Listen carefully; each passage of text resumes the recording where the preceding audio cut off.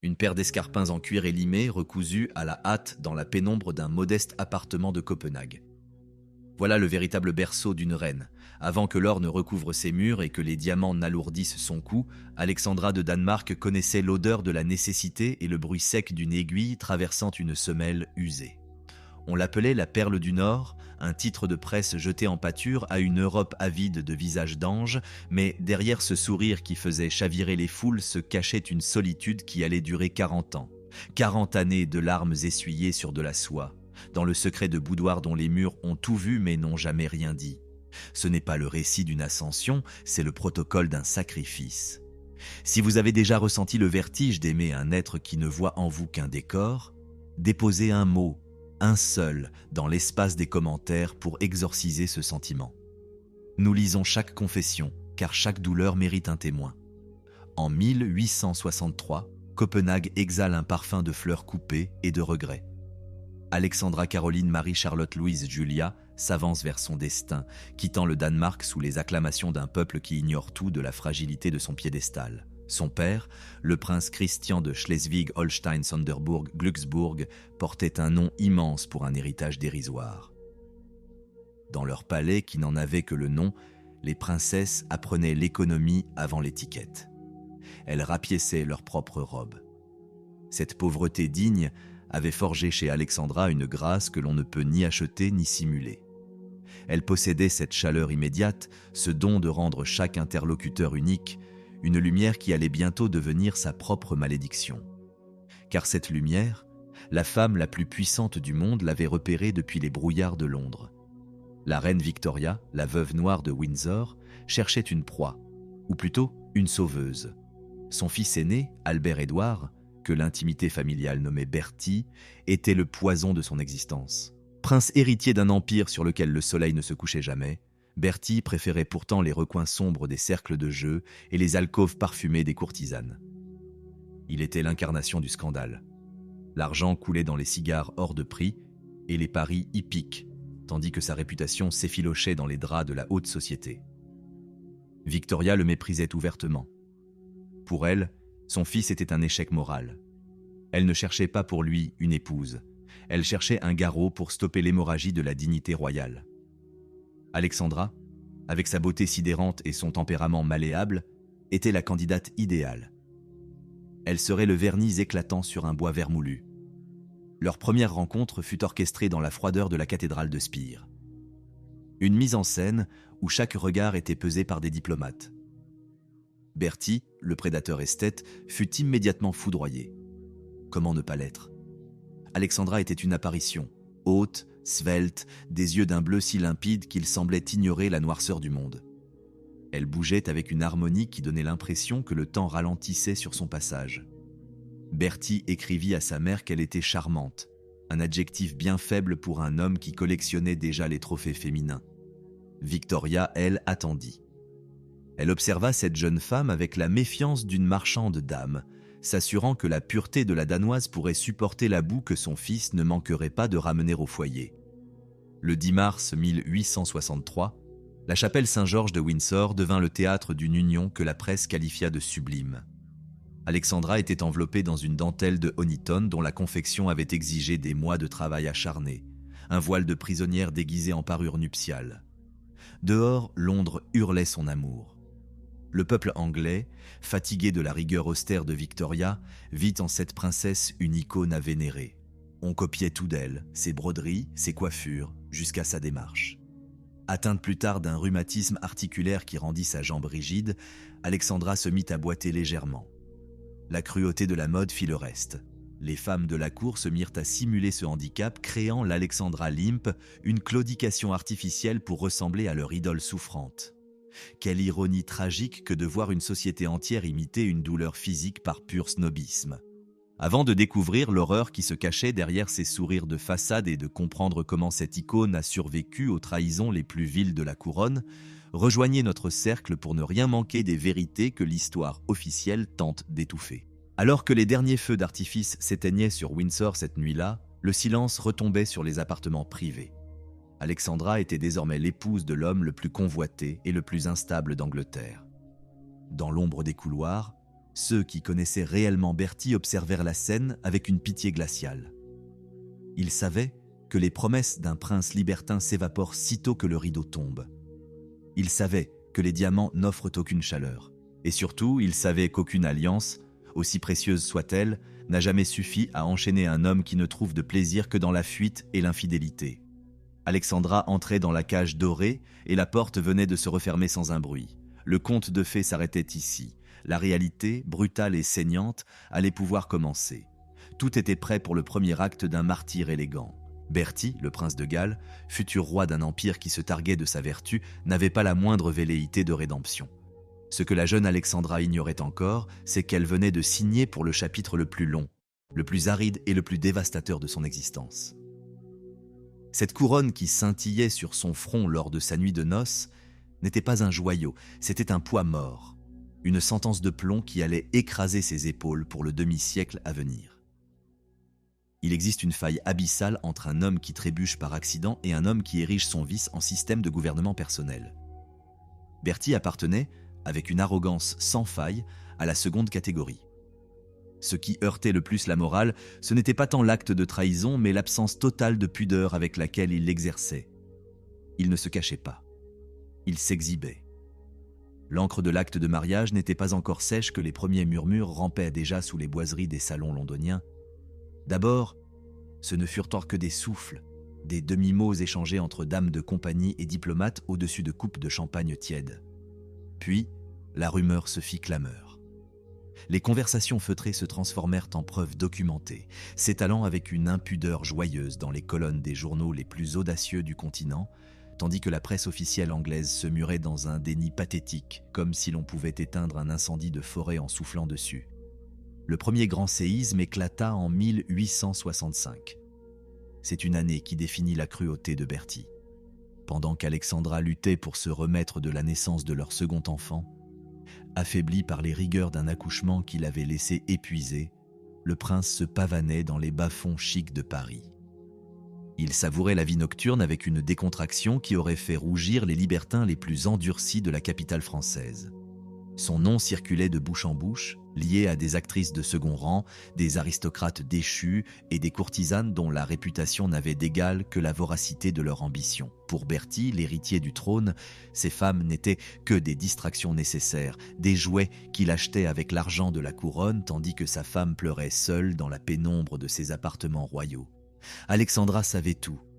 Croire qu'elle vivait dans l'ignorance serait une insulte à son intelligence.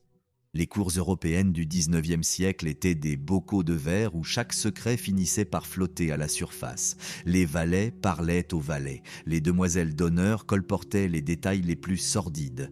Des lettres anonymes traversèrent la Manche chargées de précisions chirurgicales que personne n'avait demandées mais que tout le monde dévorait.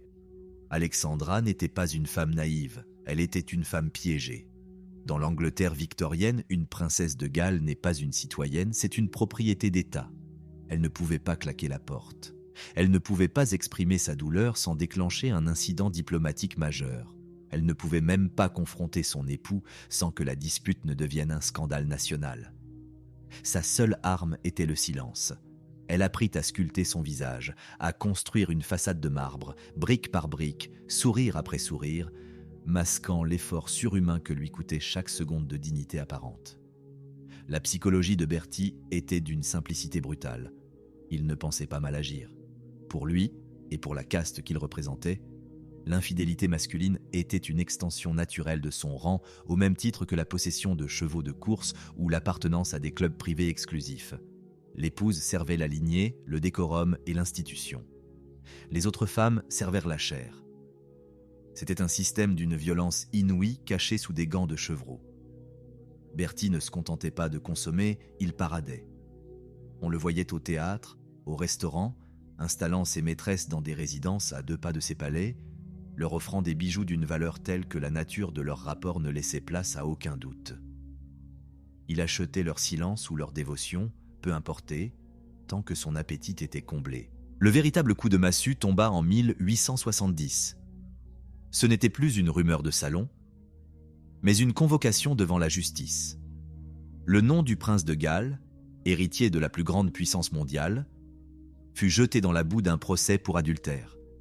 Sir Charles Mordant poursuivait son épouse Harriet pour infidélité. Et parmi les amants cités, entre 2 aristocrates et quelques officiers, figurait celui du futur roi. Le scandale ne se chuchotait plus, il se hurlait dans les rues.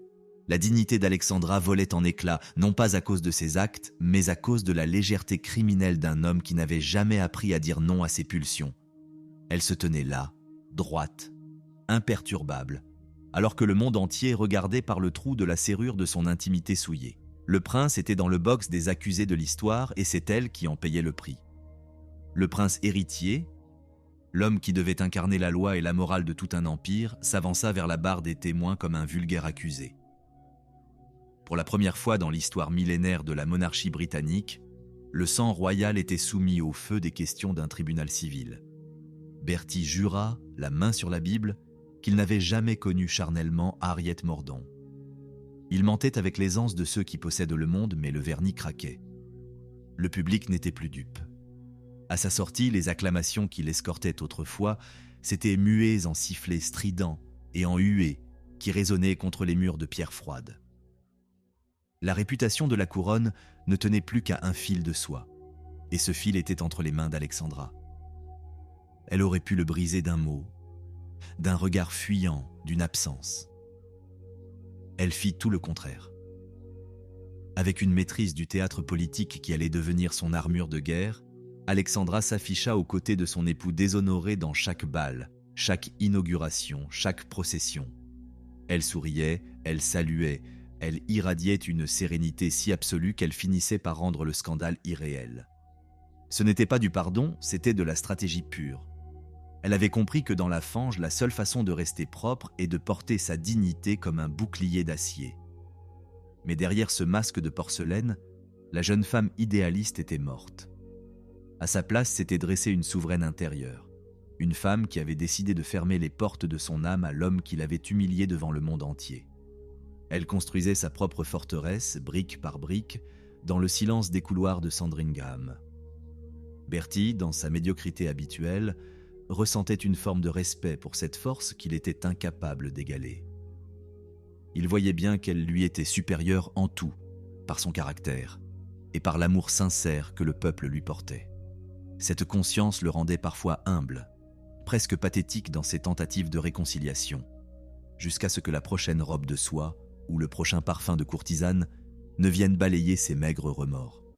Le prince de Galles ne changeait pas. Il s'adaptait simplement à une cohabitation où l'affection était devenue une formalité diplomatique. C'est dans cet exil émotionnel qu'Alexandra trouva sa raison de vivre. Ses enfants. Elle se jeta dans la maternité avec une voracité qui effrayait la cour. Sur les 6 enfants nés de cette union fragile, le destin lui arracha le plus petit, Alexander John, en 1871. Il ne vécut que 24 heures, une éternité de douleur pour une mère qui ne demandait qu'une seule chose pure à chérir dans ce monde de faux semblants. Cette perte laissa une cicatrice béante, une ombre qui ne quitterait plus ses yeux bleus. Pour les 5 survivants, elle devint une louve. Alexandra brisait tous les codes de l'aristocratie victorienne. Elle baignait ses enfants elle-même, une tâche alors jugée indigne d'une princesse. Elle courait avec eux dans les jardins, elle leur lisait des histoires jusqu'à l'aube. Elle leur offrait la chaleur qu'elle n'avait jamais trouvée dans le lit conjugal. Mais cet amour était une arme à double tranchant. En voulant les protéger de la cruauté du monde, elle devint étouffante. Elle refusait de les voir grandir, de les voir partir. Plus tard, ses belles-filles découvriraient avec effroi la puissance de ce lien quasi mystique qu'elle entretenait avec ses fils, une emprise douce, mais implacable qui ne laissait aucune place à une autre femme. Les années ont passé et l'histoire a figé Alexandra dans le marbre d'une élégance mélancolique. On a oublié la femme qui riait, celle qui jugeait avec une acuité féroce les hypocrites de son temps, celle qui préférait la compagnie de ses chiens et de ses amis fidèles au bal fastueux de Londres. On en a fait une icône immobile, une sainte de vitrail. Pourtant, le témoin silencieux, ses murs dorés et ses objets qu'elle a touchés, racontent une autre vérité. Ils se souviennent du bruit de ses pas pressés, de ses colères froides et de l'immense fatigue d'une femme qui a dû passer sa vie à simuler le bonheur pour ne pas faire trembler un trône. Le rideau tombe sur la perle du Nord. Elle reste là, dans la pénombre de l'histoire, une reine sans royaume intérieur, une mère dont l'amour était un cri de détresse. On dit que le pouvoir corrompt, mais pour Alexandra, le pouvoir fut une longue agonie parfumée. Il ne reste d'elle qu'un parfum de violette et une question qui hante encore les couloirs de Buckingham. Combien de larmes faut-il pour polir une couronne jusqu'à ce qu'elle devienne aveuglante ? Le silence qui suit cette interrogation est la seule réponse que la monarchie ait jamais osé donner. Une réflexion inquiétante sur le prix réel de la gloire, qui continue de résonner bien après que les lumières du palais se sont éteintes. La relation la plus trouble, la plus dense et sans doute la plus pathologique qu'elle ait jamais entretenue fut celle qui la liait à son fils aîné, le prince Albert Victor. Dans l'intimité étouffante des couloirs royaux, on l'appelait Eddie. C'était un jeune homme à la nature vaporeuse, doté d'une intelligence lente qui confinait parfois à l'absence. Son caractère diffus, presque immatériel, laissait place à toutes les spéculations les plus sombres. Depuis plus d'un siècle, les biographes s'écharpent sur son nom, l'associant aux cercles interlopes de Londres ou à des mystères bien plus sanglants. Mais pour Alexandra, il était le centre de gravité de son monde. Elle l'aimait avec une dévotion féroce, un mélange d'instinct protecteur et de déni total face aux défaillances évidentes de son héritier. Cet amour était son rempart contre les infidélités de Bertie, une manière de se dire que si son mari lui échappait, son fils, lui appartiendrait pour toujours. Le destin, cependant, n'a que faire des refuges maternels. En janvier 1892, une épidémie d'influenza faucha Eddie à l'âge de 27 ans. Ce ne fut pas seulement un deuil royal, ce fut un effondrement sismique. Alexandra resta prostrée, brisée d'une manière que personne n'avait jamais vue auparavant. Ce n'était plus la douleur digne d'une princesse de Galles, c'était le hurlement silencieux d'une femme qui venait de voir l'unique pilier de son architecture intérieure s'écrouler dans la poussière. Le vide sidéral qui s'installa alors ne pouvait plus être masqué par aucun protocole, aucune parure, aucune obligation publique. Mais ne commettez pas l'erreur de la réduire à une simple figure de douleur, une éternelle victime drapée de noir. Ce serait une distorsion historique impardonnable. Alexandra possédait une vitalité brute, une énergie de survivante que les salons feutrés de la cour n'avaient jamais réussi à dompter totalement. Elle montait à cheval avec une audace qui frisait l'imprudence, dominant sa monture avec une force physique et une précision technique qui laissaient les cavaliers les plus aguerris dans l'ombre. À dos de cheval, elle n'était plus l'épouse bafouée. Elle était la maîtresse de son propre mouvement, libre de l'odeur rance du scandale. Cette soif de modernité la poussa vers la photographie, une passion alors expérimentale qu'elle pratiqua avec une rigueur presque obsessionnelle. Dans les jardins de Marlborough House ou les domaines de Sandringham, elle passait des heures à manipuler ses objectifs, cherchant à fixer une réalité que la vie tentait sans cesse de lui dérober. Elle était aussi une musicienne d'une sensibilité rare, capable de déceler la moindre fausse note chez les professionnels venus se produire devant elle, comme si son oreille, déjà défaillante, cherchait une harmonie parfaite que son existence lui refusait. Cette femme, que l'on croyait enfermée dans sa bulle de soie, s'échappait par la porte de la compassion. Sa générosité n'était pas une mise en scène pour les gazettes, mais une nécessité viscérale. Elle visitait les hôpitaux sans escorte ni fanfare, s'asseyant au chevet des mourants, mémorisant le nom des infirmières et des médecins avec une attention que son propre mari n'avait jamais eue pour elle. Elle utilisait ses fonds personnels pour financer des traitements coûteux ou rénover des salles de soins délabrées, suppléant avec une efficacité humiliante aux carences d'un État plus prompt à financer des guerres qu'à soigner ses citoyens. Pendant les conflits qui marquèrent son époque, elle organisa des réseaux de secours d'une précision militaire, mettant à nu l'incompétence des institutions officielles par la simple force de sa volonté. Et pourtant, malgré cette intelligence pratique et cette chaleur humaine, le monde extérieur ne voyait que l'icône, la princesse sans tache, la femme parfaite dont chaque geste était une leçon d'étiquette. Cette perfection devint sa propre cage. Plus l'image était lisse, moins la femme réelle avait d'espace pour respirer. Personne ne demandait jamais comment Alexandra allait vraiment. On partait du principe qu'elle allait bien parce qu'elle devait aller bien. Cette perfection, loin d'être un triomphe, fut la forme la plus sophistiquée et la plus cruelle de son invisibilité. Elle était là, au centre de l'Empire, mais personne ne la regardait en face. Avant de découvrir comment cette prisonnière de luxe a fini par utiliser son propre handicap comme une arme de guerre psychologique contre la cour de Londres, Rejoignez notre cercle pour ne rien manquer. Il existe un détail physique, presque une métaphore biologique, qui illustre parfaitement cette retraite forcée. À partir de 1867, après une fièvre rhumatismale féroce, Alexandra commença à perdre l'ouïe. Ce qui aurait pu être un désastre social devint, avec le temps, un bouclier impénétrable. Elle développa une habileté surnaturelle à lire sur les lèvres, apprenant à mener des conversations entières sans que son interlocuteur ne se doute de son infirmité. Elle observait les visages avec une acuité de prédateur, captant les micro-expressions que les autres ignoraient. Mais le plus fascinant reste ce refus mystérieux de recourir aux technologies auditives de l'époque qui auraient pu soulager son mal. Certains murmuraient que cette surdité n'était pas seulement une affliction, mais une évasion délibérée. Ne plus entendre, c'était enfin ne plus avoir à supporter les chuchotements méprisants des courtisans. C'était ne plus entendre les noms des maîtresses de Berthy prononcés avec une fausse pitié. C'était filtrer le monde pour n'en garder que le silence et la beauté. Alexandra s'était retirée dans un royaume où les mensonges n'avaient plus de son. Elle régnait sur un empire de calme blanc, laissant le tumulte des trahisons s'agiter à ses pieds sans que jamais une seule insulte ne puisse atteindre son esprit. C'était sa revanche finale. Une souveraine qui, à force d'avoir été ignorée par le cœur des hommes, finit par ignorer leur voix pour ne plus jamais avoir à souffrir de leurs paroles. Elle s'éteignit ainsi, emportant avec elle le secret de ce qu'elle avait réellement choisi de ne pas entendre. Oubliez la statue de marbre que les manuels d'histoire s'acharnent à nous dépeindre. Alexandra n'était pas une sainte de vitrail, mais une femme d'une intelligence acérée, forcée de naviguer dans le vacarme assourdissant d'une trahison qui ne prenait jamais de repos. Elle avait appris l'art sublime de rester elle-même dans un océan de boue.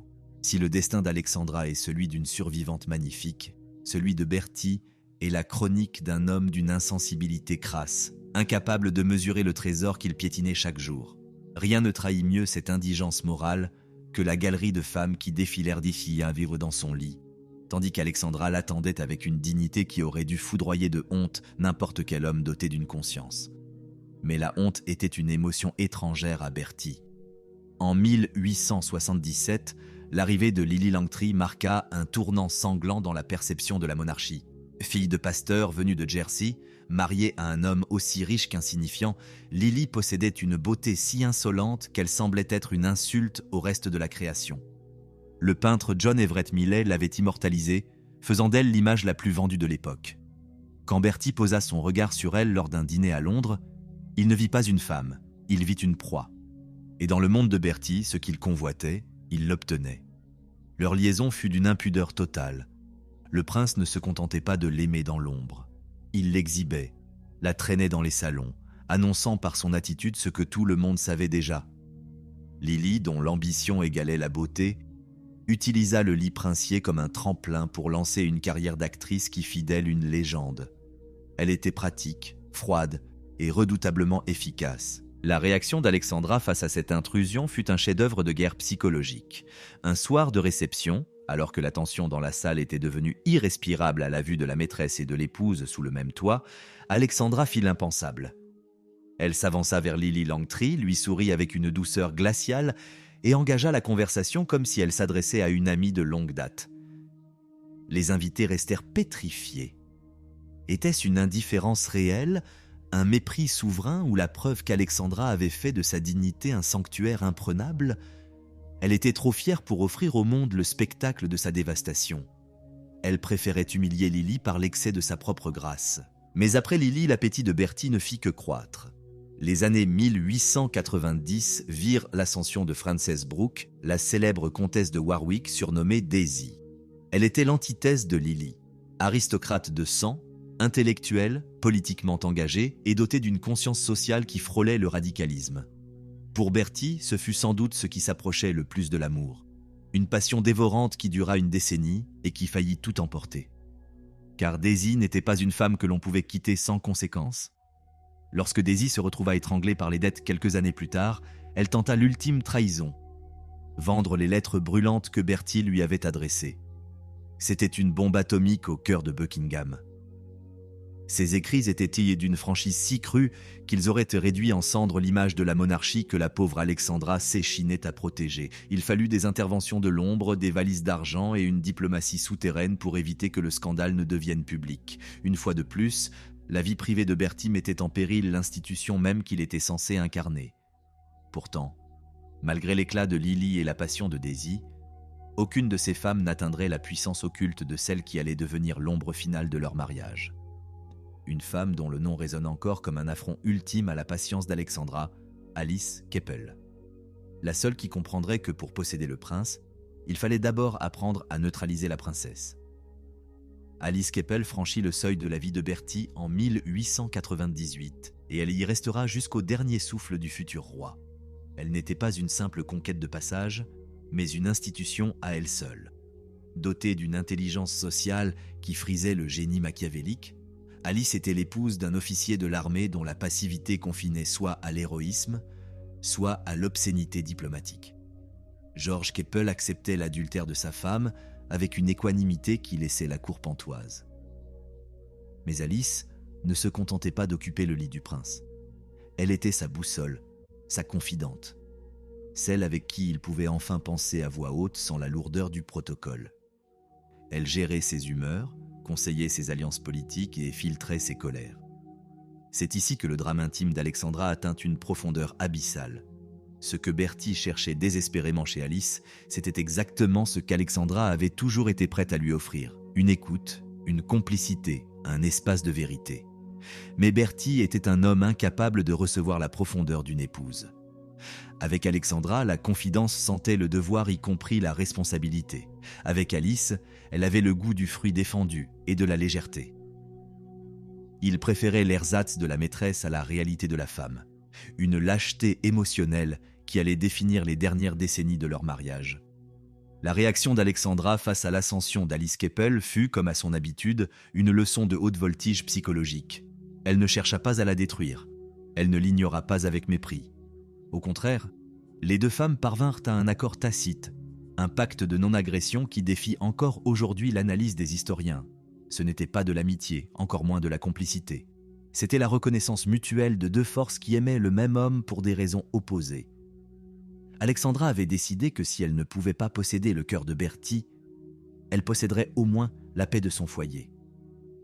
Elle laissa Alice entrer dans son univers, l'invitant même parfois, préférant une rivale intelligente et stable à une succession de maîtresses imprévisibles qui auraient pu menacer la couronne. Le plus cruel dans cette galerie de favorites n'était pas leur nombre, bien qu'il fût indécent. C'était le motif répétitif qui s'en dégageait. Presque toutes les femmes choisies par Bertie possédaient les qualités exactes d'Alexandra. Le charisme, l'esprit, une présence magnétique. Il cherchait sans cesse à l'extérieur le reflet de ce qu'il avait déjà à la maison, mais qu'il était incapable d'affronter. Alexandra finit par comprendre cette pathologie. Être ignoré non pas parce qu'on est médiocre, mais parce qu'on est trop réel, trop proche, trop témoin de ses faiblesses. Cette réalisation ne soignait pas la plaie, mais elle en changeait la nature. La douleur devenait une distance, une muraille de verre que Bertie ne pourrait plus jamais franchir. Le silence d'Alexandra cessa alors d'être une soumission pour devenir une arme de survie. Entre les scandales judiciaires des années 1870 et les trahisons systématiques des années 1880, elle accumula une masse de secrets qui auraient pu pulvériser la monarchie. Elle choisit de les murer en elle. Mais ce silence se paie toujours au prix fort. Il se manifeste par des absences, des regards perdus, une solitude royale que même les plus beaux diadèmes ne parviennent pas à éclairer. Dans ce théâtre d'ombre qu'était la cour victorienne, les apparences étaient l'unique religion. Peu importait le sang sur les tapis ou les larmes derrière les rideaux, tant que la façade restait intacte. Dans ce jeu de dupes, Alexandra était la pièce maîtresse, l'atout dont Bertie ne pouvait se passer. Car si le prince de Galles était souvent hué, Alexandra, elle, était l'idole d'un empire. Le peuple anglais ne l'aimait pas par obligation, il l'adorait avec une ferveur qui confinait au culte. Lorsqu'elle apparaissait en public, les foules ne se massèrent pas pour voir une princesse, mais pour chercher un peu de cette chaleur humaine qu'elle irradiait malgré ses propres ténèbres. Elle était le seul lien véritable entre un peuple assoiffé de vérité et une institution bâtie sur le mensonge. Elle souriait aux enfants, mémorisait les visages, et chaque pas de sa démarche boiteuse était perçu comme un acte de dévotion envers son pays.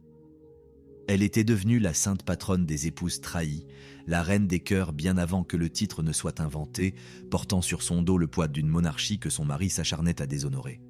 Elle restait là, imperturbable, tandis que l'orage approchait, ignorant encore que le plus dur restait à venir. Cette popularité n'était pas un simple privilège, c'était une armure de guerre que Bertie utilisait avec un cynisme inconscient.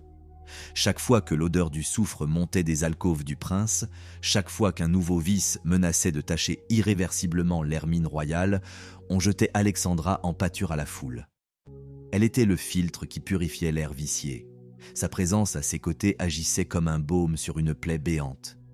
Le peuple, en la voyant si droite et si pure, préférait croire à l'illusion d'un mariage stable plutôt qu'à la réalité d'une monarchie en décomposition. Alexandra était devenue, malgré elle, le plus grand atout de relations publiques de l'Empire britannique. Un bouclier humain que le prince de Galles brandissait sans jamais avoir la décence de le remercier. Le scandale de Tranbycroft, en 1890, fut la goutte de poison de trop. Ce qui ne devait être qu'un week-end de plaisir dans la demeure d'un riche industriel tourna au lynchage médiatique. Une partie de baccarat illégal, un invité accusé de triche, et soudain, le nom de l'héritier du trône étalé dans la boue des tribunaux. Bertie, le futur roi, fut forcé de témoigner pour une affaire de jeu d'argent. Une activité que la morale victorienne condamnait avec une violence inouïe. La reine Victoria bouillait de rage dans les couloirs sombres de Windsor. Le Parlement s'inquiétait de la fragilité du trône.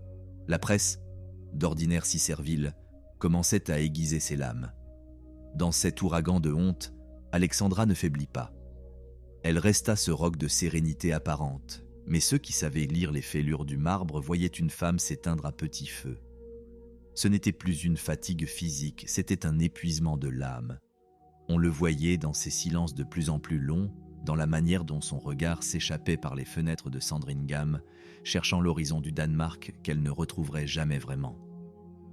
Elle fuyait le bruit de Londres pour le silence des jardins, cherchant une paix que même ses parures les plus lourdes ne pouvaient lui acheter. Elle se réfugiait dans l'amour dévorant pour ses enfants et dans une correspondance fiévreuse avec sa sœur Dagmar. Avant de découvrir comment ces deux sœurs ont tenté de redéfinir le destin de l'Europe depuis leur boudoir secret et le pacte qu'elles ont scellé contre l'arrogance des hommes, rejoignez notre cercle pour ne rien manquer. Dagmar, devenue l'impératrice Marie Féodorovna de Russie, était l'unique miroir dans lequel Alexandra pouvait encore se reconnaître. Les deux sœurs, autrefois fillettes insouciantes du palais jaune de Copenhague, régnèrent désormais sur les deux plus grandes puissances du monde. Mais derrière l'or et le faste, elles partageaient le même fardeau, celui d'être des piliers invisibles dans des systèmes conçus par et pour des hommes qui les méprisaient. Elles s'écrivaient comme on lance des bouteilles à la mer, échangeant des secrets que même les espions des deux empires n'osaient décoder. Elles comprenaient mieux que quiconque ce que signifie être à la fois la protagoniste d'une épopée et le simple décor d'une chambre à coucher royale. À Marlborough House, la résidence londonienne du prince, la vie n'était qu'un théâtre d'ombre. Bertie y régnait comme une vapeur.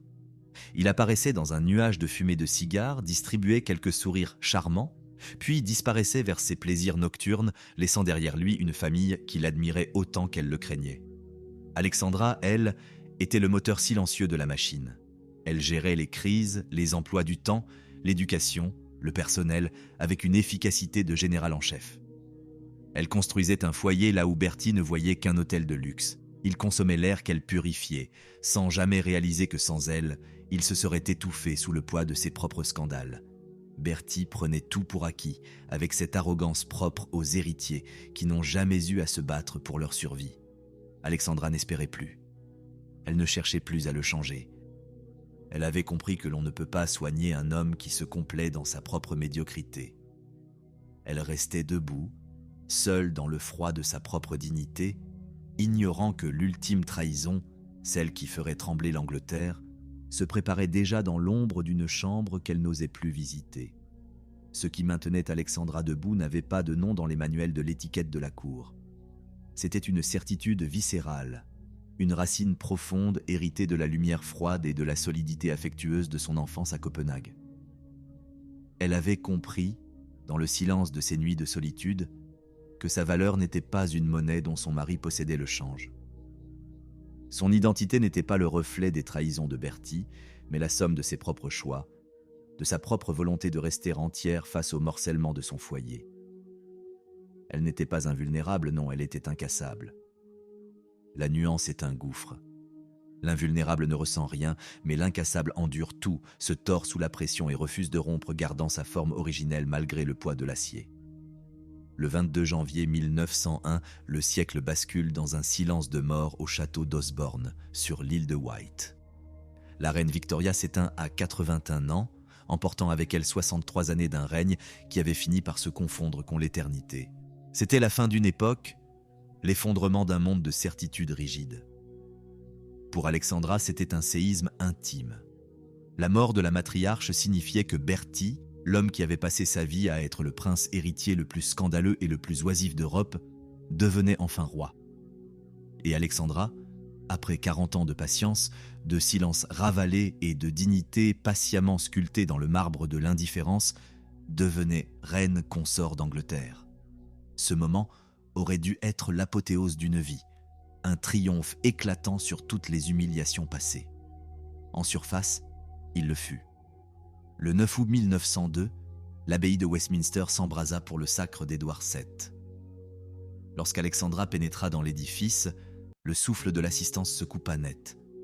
Elle avait 57 ans. Ceux qui s'attendaient à voir une femme flétrie par les larmes et les décennies de mépris virent une apparition. Elle portait son histoire avec une grâce que seule l'intégrité peut conférer au temps. Elle n'était pas une reine de circonstance, elle était la souveraineté incarnée. Mais l'or de la couronne est souvent plus froid qu'on ne l'imagine, et pour Alexandra, ce triomphe arrivait avec le goût amer des choses qui viennent trop tard. Ses enfants étaient désormais des adultes, des étrangers aux vies déjà tracées. Sa santé, qui avait servi de bouclier contre la tension accumulée pendant des siècles de faux-semblants, commençait à trahir des signes de fragilité inquiétants. Et surtout, le roi restait l'homme qu'il avait toujours été. Édouard VII portait la couronne, mais il n'avait pas déposé ses vices au vestiaire de l'histoire. Alice Keppel n'avait pas quitté le décor. Elle était là, à chaque tournant des couloirs de Buckingham, conseillère de l'ombre, confidente de cœur, l'éternelle rivale que le trône n'avait pas suffi à évincer. La transition du palais de Marlborough à celui de Buckingham ne fut qu'un changement de décor pour une tragédie identique. Alexandra, consciente que le pouvoir politique lui resterait à jamais interdit dans ce système de fer conçu par des hommes, choisit une autre voie. Elle transforma son rôle de reine en une stratégie de conquête des cœurs. Elle savait que l'affection du peuple était la seule monnaie que Bertie ne pourrait jamais lui voler. Elle ne se contenta pas des rubans à couper ou des sourires de protocole. Elle se jeta dans l'action sociale avec une férocité qui déconcertait la vieille garde. En 1902, elle fonda le Fonds Alexandra de secours, une machine de guerre contre la faim destinée aux chômeurs broyés par les crises économiques du nouveau siècle. Ce n'était pas de la charité de salon, c'était un travail de terrain. En une seule année, son fonds distribua des repas à plus de 300 000 personnes. Elle comprenait la souffrance parce qu'elle en portait les traces invisibles sous ses colliers de perles. Elle institua également le Alexandra Rose Day, une armée de bénévoles envahissant les rues pour vendre des roses artificielles au profit des hôpitaux. Elle transformait la beauté en ressources, la dévotion populaire en médicaments. Elle régnait sur la misère avec une élégance que le roi, perdu dans ses parties de chasse et ses dîners mondains, était incapable de concevoir. Le contraste était désormais total. D'un côté, un roi qui se noyait dans l'excès et les plaisirs faciles, de l'autre, une reine qui s'ancrait chaque jour un peu plus dans le respect de ses sujets. Mais derrière chaque rose vendue et chaque hôpital visité, le silence d'Alexandra se faisait plus épais. Sa surdité devenait son palais privé, un espace où les murmures de la cour ne parvenaient au plus. Elle avait fini par comprendre que pour survivre à la royauté, il fallait devenir une légende avant même de mourir. Elle n'écoutait plus Bertie. Elle écoutait les battements de cœur d'un empire qui l'aimait plus que son propre mari ne l'avait jamais fait. Le prix de cette victoire était une solitude absolue, une couronne posée sur un désert intérieur que seul le peuple parvenait parfois à fleurir. Un cendrier en cristal d'arc, lourd et froid, trône sur une table de chevet en acajou.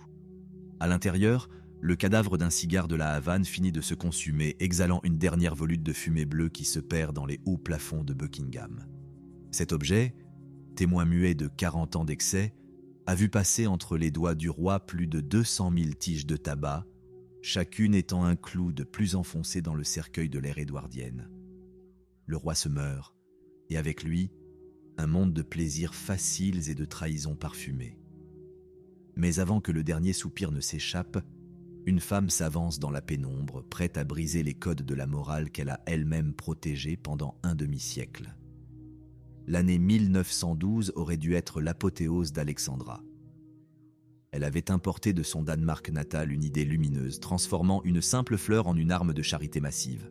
Le premier jour de la rose fut un raz-de-marée émotionnel. Des milliers de mains tendues pour acheter une fleur artificielle, un symbole de soie et de papier pour soigner les corps brisés par la révolution industrielle. Alexandra était devenue la reine du peuple, une souveraine dont la légitimité ne découlait plus du lit conjugal déserté, mais de la reconnaissance des miséreux. Elle avait enfin trouvé une voie que sa surdité ne pouvait lui ravir, celle de l'action pure. Cependant, alors que sa gloire atteignait son zénith, l'homme qui portait sa couronne s'effondrait sous le poids de sa propre gloutonnerie. Édouard VII n'était pas seulement un roi, c'était un gouffre. Il consommait la vie avec une voracité pathologique. 12, parfois 20 cigares par jour, des repas pentagruéliques où les graisses les plus riches côtoyaient les vins les plus fins, des nuits blanches passées entre Paris et Biarritz à poursuivre une jeunesse qu'il avait abandonnée depuis longtemps. Ses médecins, marionnettes impuissantes derrière leur sourire de façade, observaient avec une terreur polie ses poumons s'encrasser et son cœur s'épuiser. Au printemps 1910, la réalité frappa avec la brutalité d'un couperet. La toux devint une agonie et la bronchite contractée lors d'un dernier voyage à Biarritz fut le signal de la fin. Alexandra, rappelée d'urgence de Corfou, franchit les portes du palais le 5 mai 1910. Ce qu'elle trouva dans la chambre royale n'était plus le monstre d'énergie qu'elle avait épousé, mais une carcasse humaine luttant pour chaque atome d'oxygène. Les yeux de Bertie, autrefois pétillants de malice et de désir, n'étaient plus que des puits de détresse. C'est à cet instant précis qu'Alexandra accomplit l'acte le plus subversif de sa vie de souveraine. Elle ne chercha pas à punir. Elle ne chercha pas à triompher de celle qui lui avait volé tant de nuits.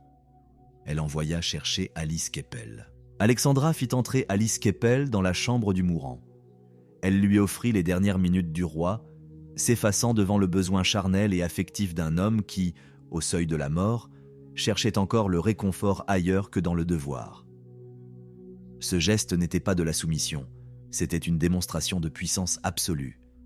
En invitant sa rivale, Alexandra signifiait au monde qu'elle était au-dessus de la jalousie, au-dessus de la chair, au-dessus de la trahison.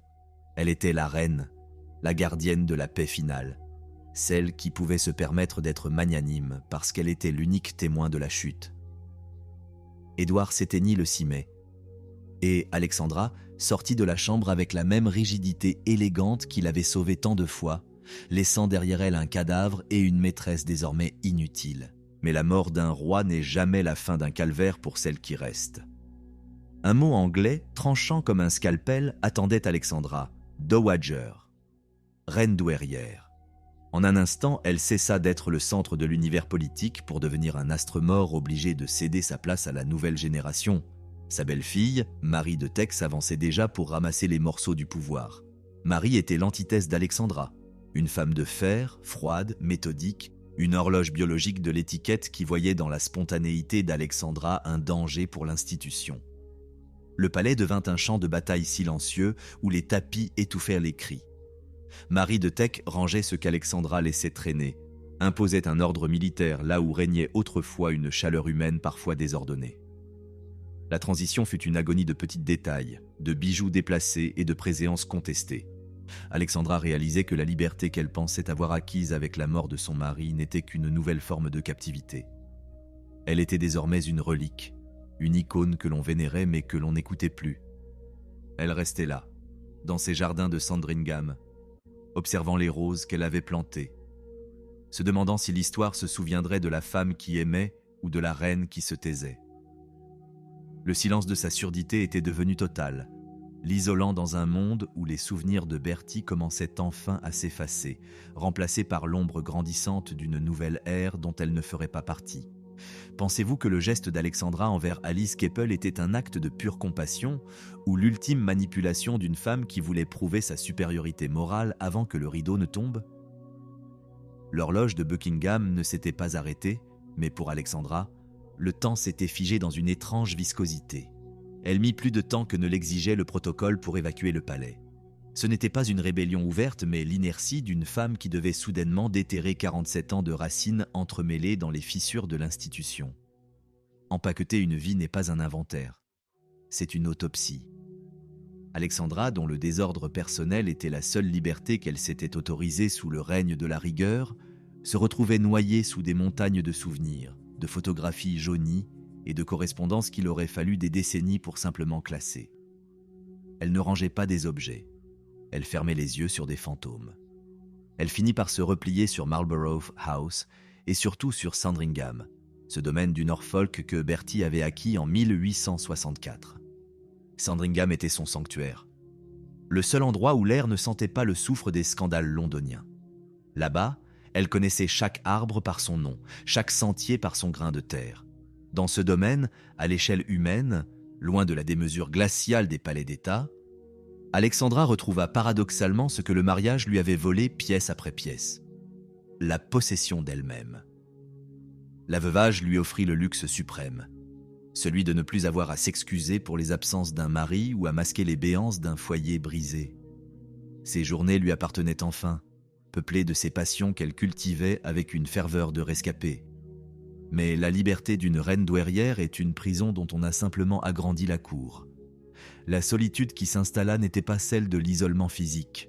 Elle était toujours entourée d'un essaim de courtisans et de dames de compagnie, mais celle d'un axe qui s'est brisé.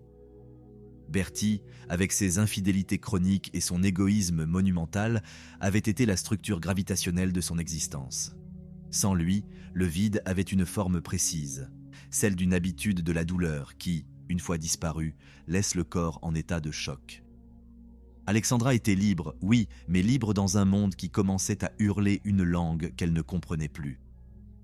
Le XXe siècle s'abattait sur l'Angleterre avec une violence mécanique.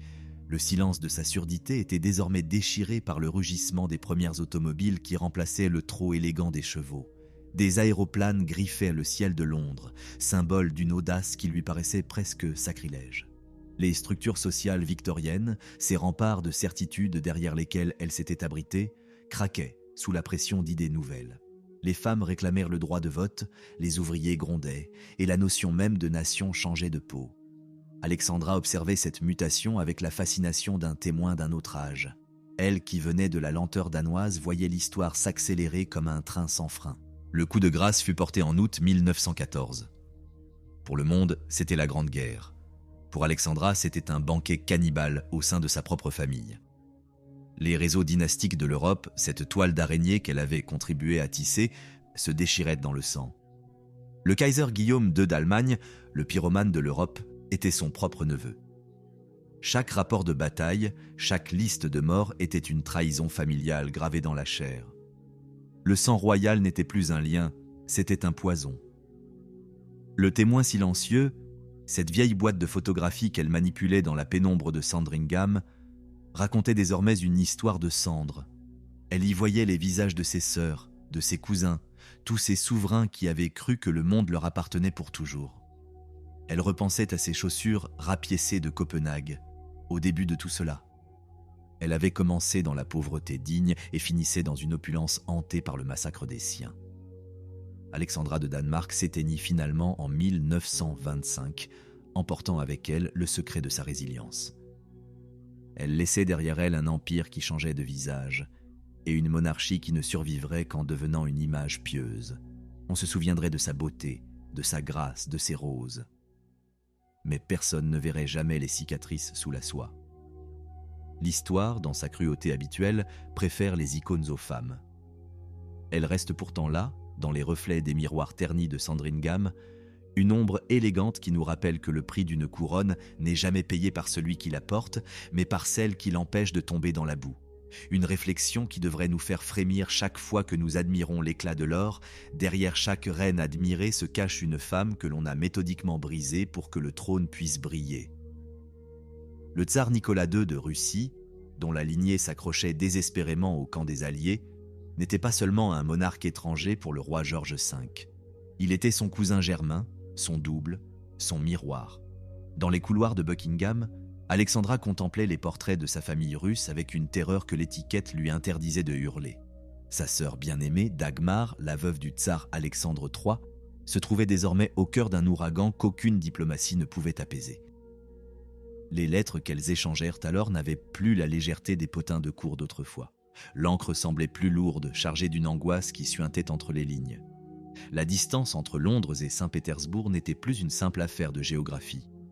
Elle était devenue une faille géopolitique béante, un abîme où les intérêts de l'Empire britannique commençaient à diverger cruellement des besoins de la couronne russe. Alexandra sentait son ancre émotionnelle, cette sœur qu'il avait toujours comprise, dériver vers un naufrage inéluctable. La Grande Guerre ne fut pas une simple transition historique pour Alexandra, ce fut une boucherie intime. Elle était cette même femme qui, 50 ans plus tôt, avait débarqué avec une valise pleine d'illusions et un sourire de porcelaine. Mais en 1914, les illusions avaient été broyées par la réalité du front.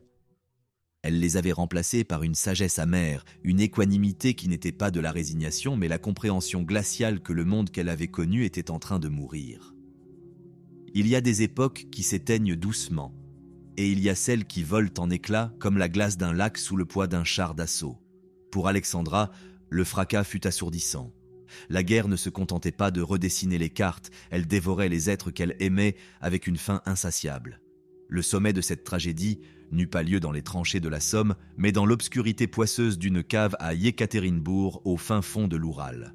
Le 17 juillet 1918, à l'aube, le tsar Nicolas II, son épouse et leurs 5 enfants furent massacrés. Une exécution sommaire, brutale, où le sang impérial se mélangea à la poussière d'un sous-sol sordide. C'était la fin d'un monde, la chute finale des Romanov, et pour Alexandra, c'était la mort de son neveu et de ses petits-neveux qu'elle avait vus grandir lors de ces étés insouciants où la couronne ne pesait rien. Derrière ce carnage, une ombre plus terrifiante encore hantait ses nuits, celle de sa sœur Dagmar.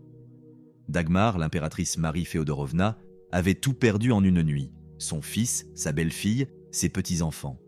Elle ne survécut que par un caprice du destin, se trouvant alors en Crimée sous une surveillance bolchevique qui hésitait encore à commettre l'irréparable. Alexandra, dans le secret de ses appartements de Londres, mena une guerre diplomatique souterraine, harcelant les ministres, exigeant l'impossible pour sauver ce qui restait de son sang. En avril 1919, le HMS Marlborough, un navire de guerre britannique, accosta enfin en Crimée. Dagmar quitta la terre russe pour toujours, emportant avec elle le deuil d'un empire. Le réencuentro sur le quai en Angleterre fut un moment de rupture totale avec l'imperturbable dignité d'Alexandra. Ceux qui furent témoins de l'étreinte entre ces deux vieilles femmes, brisées par l'histoire et les pertes, virent enfin la faille derrière le masque. Alexandra ne jouait plus. Elle pleurait. Dagmar s'installa près d'elle, mais elle n'était plus que l'ombre d'elle-même, habitant un deuil perpétuel, refusant de croire à la mort de son fils, vivant dans une attente fantomatique qui devint un fardeau émotionnel insupportable pour Alexandra. La sœur qu'elle avait sauvée n'était plus qu'une présence exigeante et mélancolique, un rappel constant de tout ce qui avait été anéanti. L'Angleterre de l'après-guerre était un cimetière à ciel ouvert. 1 million de Britanniques manquaient à l'appel et 2 millions d'autres portaient dans leur chair les stigmates du conflit. Chaque foyer était une chapelle ardente. Alexandra, vieillissante, observait ce pays qu'elle avait tant aimé devenir un étranger. Les escarpins en cuir élimés de son enfance à Copenhague semblaient appartenir à une autre planète. Elle avait commencé son voyage dans la pauvreté digne d'un petit palais danois et le terminait dans l'opulence funèbre d'un empire qui pansait ses plaies. Elle s'éteignit en 1925 dans le silence de sa surdité devenue absolue. La perle du Nord rejoignait enfin les ombres de Berthier et des Romanov.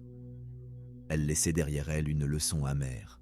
On ne survit pas à l'histoire sans y laisser son âme.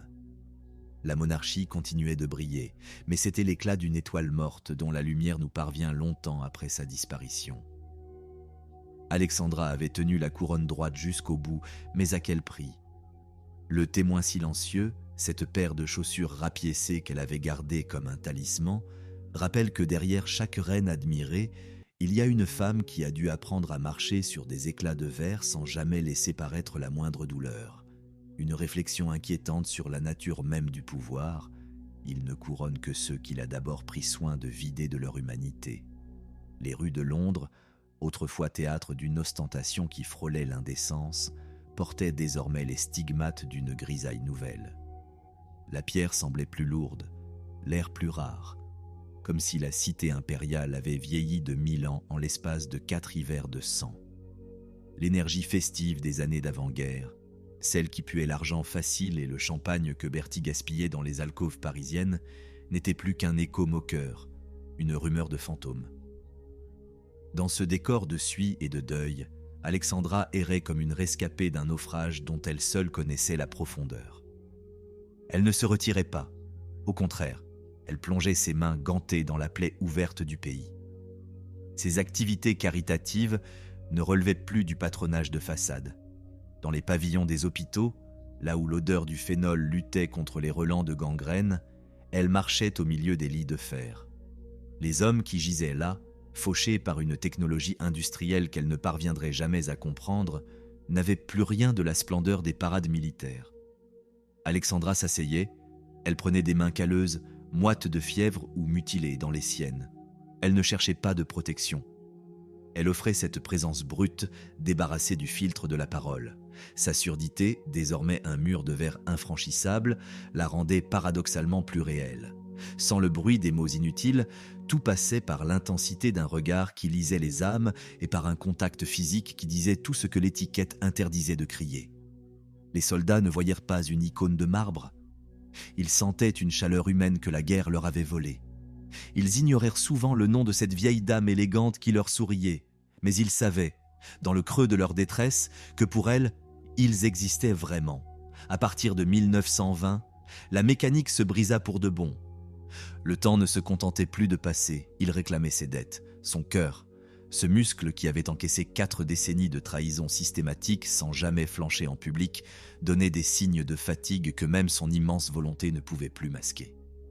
Ses jambes, martyrisée par les séquelles du rhumatisme de 1867, ce handicap qu'elle avait jadis transformé en une mode royale pour ne pas avoir à expliquer sa douleur, refusait désormais de la porter. Elle, la cavalière qui domptait les pur-sangs avec une audace qui faisait frémir les palefreniers, se voyait réduite à un périmètre de tapis et de fauteuils.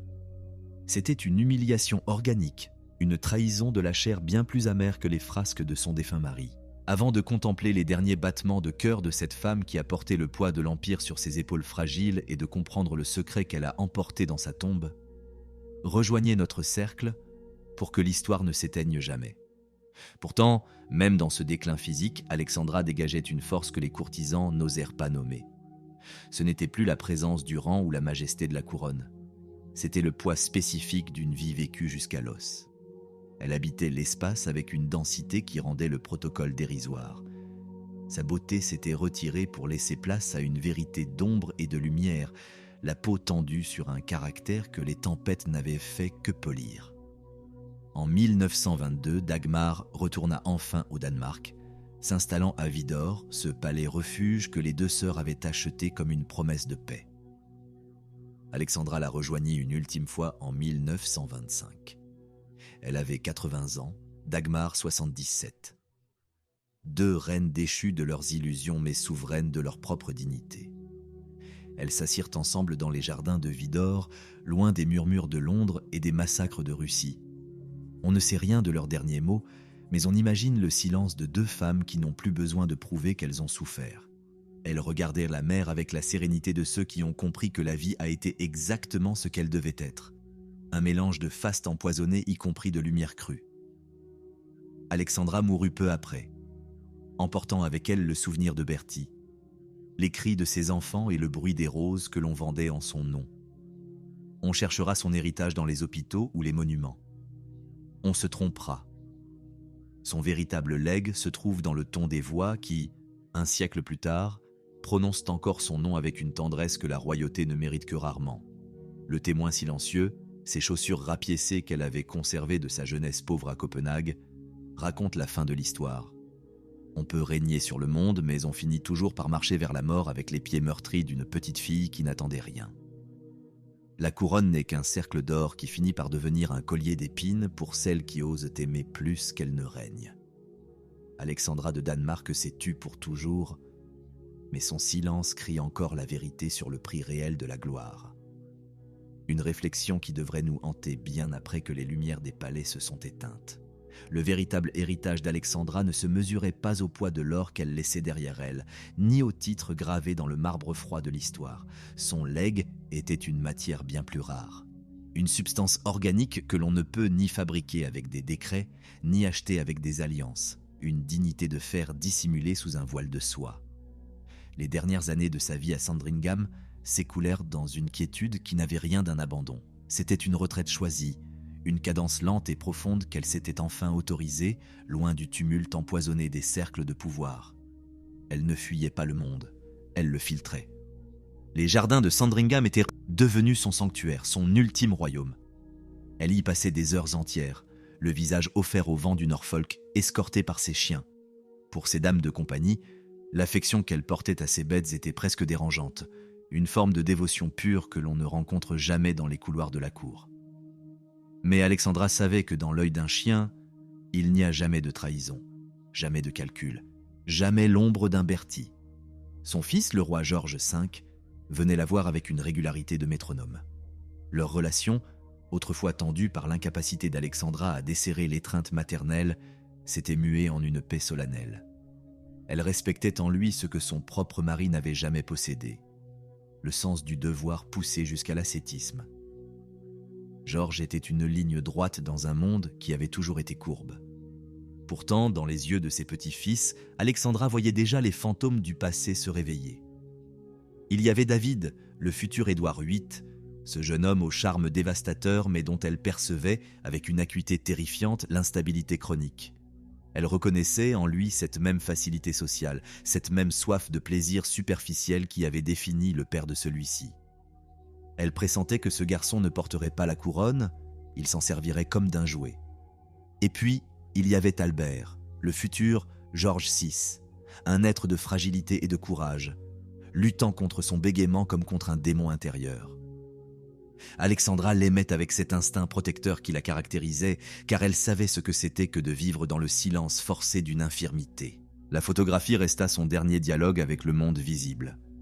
Les albums qu'elle compilait n'étaient pas des archives officielles figées dans l'ennui protocolaire. C'étaient des éclats de vie brutes, des enfants qui courent sans surveillant, des chiens endormis, des fleurs qui fanent, des visages surpris sans leur masque de cour. Ces photos étaient la preuve qu'Alexandra avait toujours cherché la vérité derrière l'apparence. Elle s'évadait aussi dans la musique, d'une manière qui confinait au mystique. Sa surdité étant désormais absolue, elle n'écoutait plus les notes, elle les ressentait.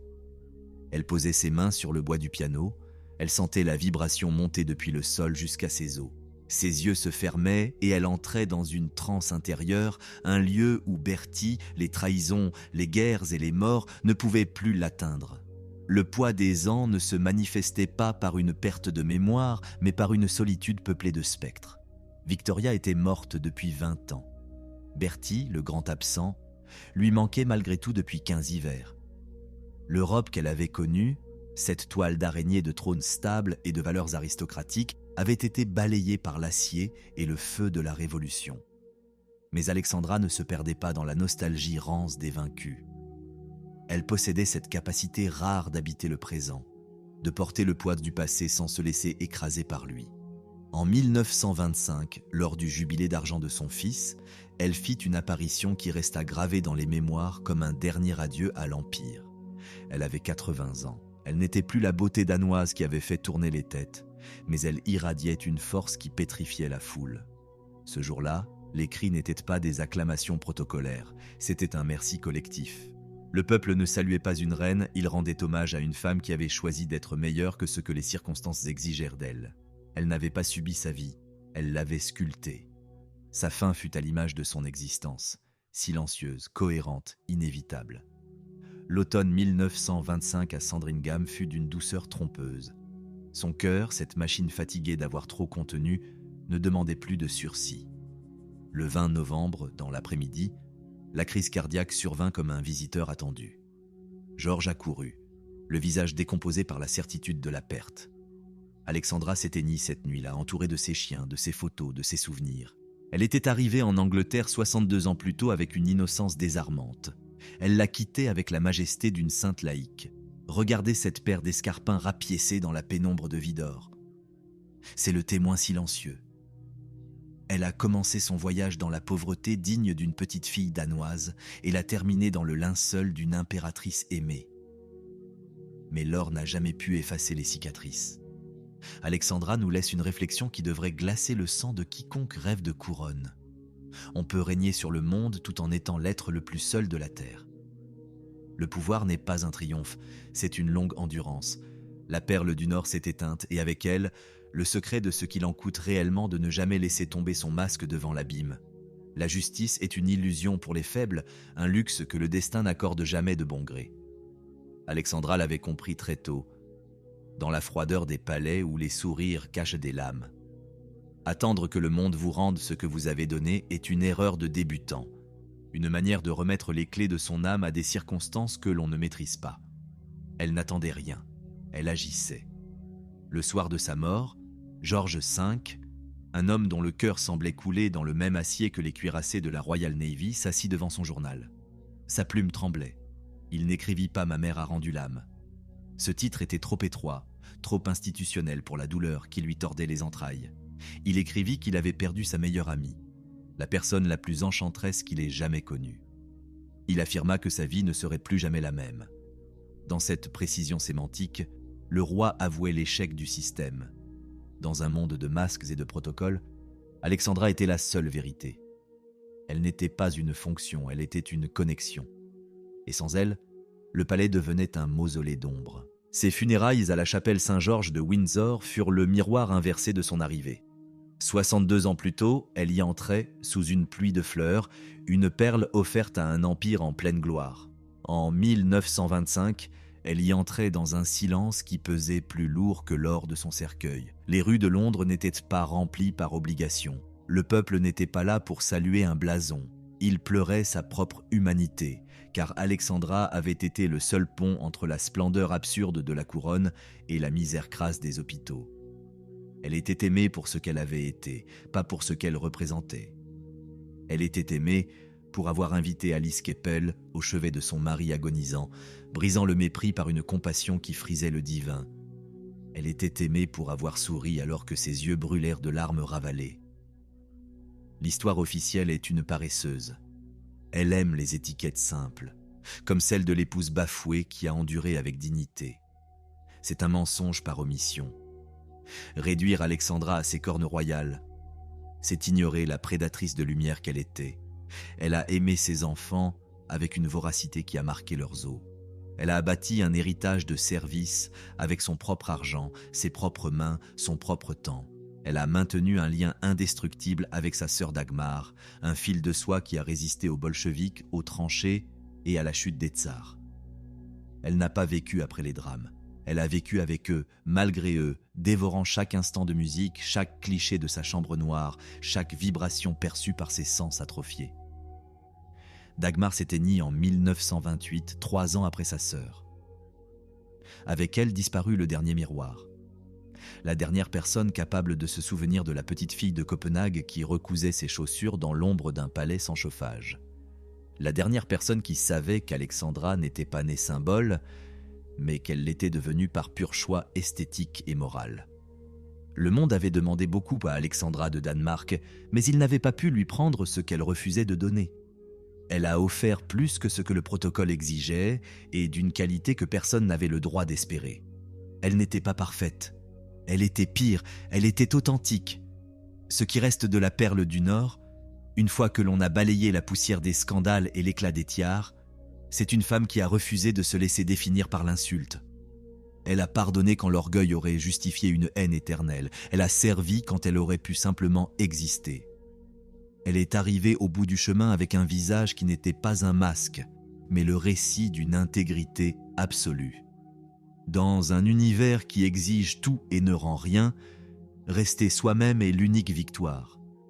Le témoin silencieux, ses souliers de cuir élimé gardés comme des reliques, nous observe depuis le passé. Il nous rappelle que le pouvoir ne corrompt que ceux qui n'ont pas de racines. Alexandra s'en est allée, laissant derrière elle une question qui résonne dans le silence de Windsor. Vaut-il mieux être une reine adorée par un empire ou une femme respectée par son propre miroir ? Elle a choisi d'être les deux, et c'est pour cela que son ombre est plus lumineuse que bien des soleils. Une réflexion inquiétante pour ceux qui croient encore que l'on peut acheter la loyauté d'un peuple sans jamais offrir son propre cœur.